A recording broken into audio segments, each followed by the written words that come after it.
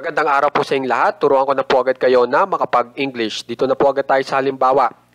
Kailangan ko ang aking ID. Okay, kapag in English po yan, I need my ID. Okay, kung gusto nyo dagdagan na sabihin itong ngayon, kailangan ko ang aking ID ngayon, ganito naman po. I need my ID right now. Okay? Pag gusto nyo sabihin yung salitang ngayon, right now po ang inyong gagamitin. Okay? Na ang ibig sabihin ay kayo po ay nagmamadali.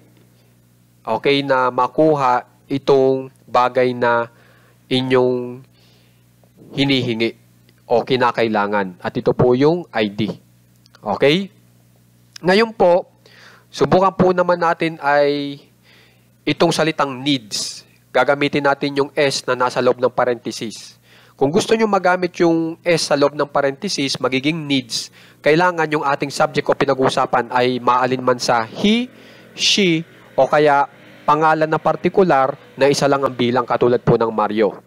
Pero kung ang gusto nyo gamitin ay yung walang S sa dulo, katulad ng need, edi ito po yung gagamitin nyo, itong I, you, we, they.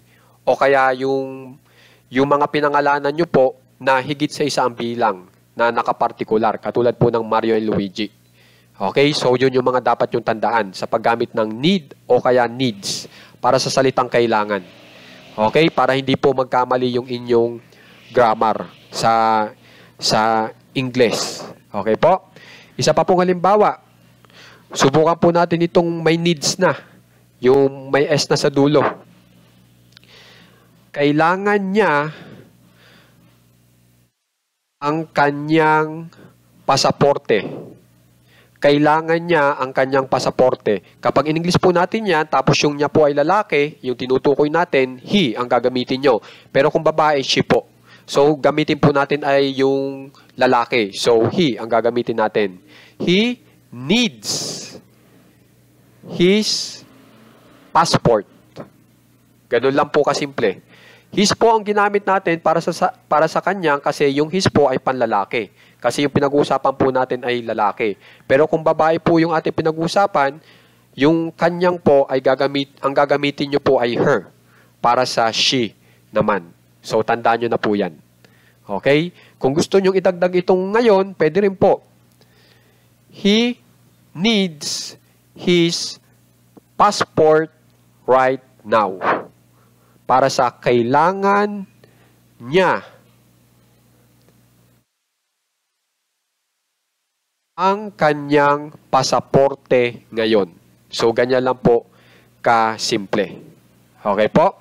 Ngayon, subukan naman po natin itong may pangalan. Okay? Itong may ni Luigi. Kailangan ko ang pasaporte ni Luigi. Kapag yan ay in English po, I need Luigi's passport. I need Luigi's passport. Okay? So, ganun lang po kasimple. Kung gusto nyo lagyan ng right now, edi ilagay nyo po sa duluhan. Katulad po ng kailangan ko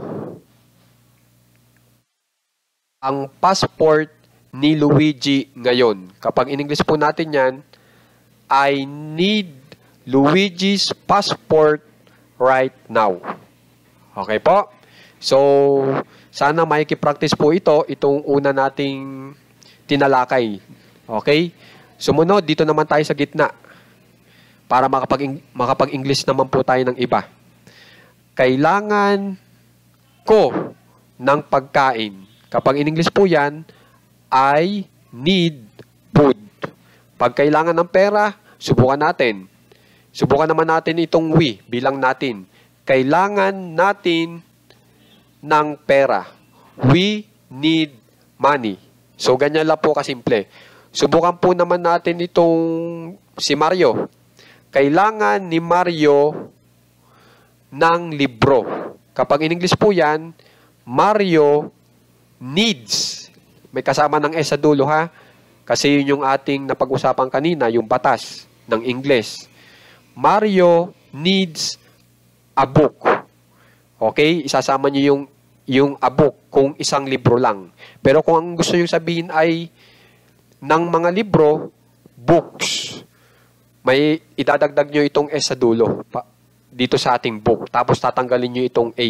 Kasi ang A nga po, yan ay nagbibigay ng bilang na ang sinasabi ay isang bilang lang. Ang gusto nyo maraming bilang. Kaya tatanggalin nyo yan para hindi magkamali yung gamit nyo ng article. Okay? So, yung books ng mga libro. Subukan natin. Kailangan ni Mario ng mga libro. Kapag in English nyo po yan, Mario needs books. Kailangan ni Mario ng mga libro. Okay? Sumunod ay subukan naman po natin itong kabila para makapag-English naman po kayo ng ibang ideya naman. Kailangan ko ikaw o kailangan kita. Kapag in English po yan, I need you. Ganun lang po kasimple. Kapag subukan naman po natin itong si Jose. Kailangan nila si Jose. Kapag in English po yan, they need Jose. Okay? Subukan naman po natin yung may S para sa need. Magiging needs. Kailangan niya kami. Tapos, kunyari po yung niya ay babae. So, she po ang gagamitin natin. She needs us. She needs us. So, ganyan lang po kasimple. Itong ating aralin. Pero, makakasigurado po kayo na tama yung paggawa nyo ng English sentence. Tapos, marami pa kayong magagawang English sentence po. Diba? So, sana maiki-practice po lahat pong ito. Okay? Ito pong right now, pwede nyong gamitin dito sa gitna at dito sa kabila. Okay? Kung gusto nyong idagdag. Kayo na lang pong bahala. O kung ayaw nyong idagdag, pwede rin po. Okay? So, kaya sana maiki-practice ng maigi itong ating aralin. Kasi kung mapapansin nyo, ito po ay gamit na gamit. Okay? Kaya ginawa ko po ito. Ito po ay magagamit nyo rin agad. Okay po? So, maraming salamat po.